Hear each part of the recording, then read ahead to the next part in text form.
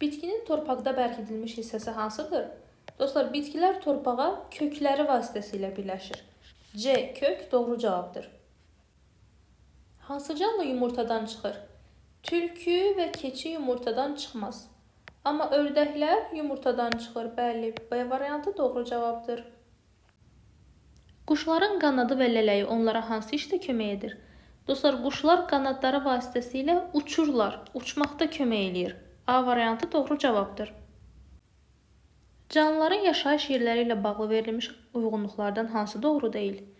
Balıqlar dənizdə yaşayar, su hövzələrində yaşayar. Bu doğrudur. Dəvələr də səhrada yaşayar. Bu da doğrudur.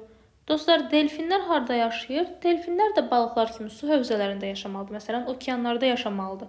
Şəklimiz bizə uyğun gəlmir. Cavabımız olmalıdır C variantında. Aysu meşədə çoxlu canlı gördü və dedi: Səhra meşədən daha əlverişlidir. Orada hər yer açıqlıqdır. Sual: Səncə hansı yaşayış yeri daha əlverişlidir və niyə? A variantında yazılıb səhra, çünki çox heyvan yaşayır. Bu doğru deyil dostlar. Səhrada bütün heyvanlar yaşaya bilmir. Səhranın iqlimi əlverişli deyil. Ona görə də orada çox az heyvan ya da bitki həyatda qala bilir. Bunu götürə bilmərik. C-də yazılıb meşə, çünki orada günəş yoxdur. Bu da yanlış fikirdir. Çünki günəş olmayan yer əlverişli yer hesab olunmaz. Tam tərsi əlverişsiz olar canlılar üçün.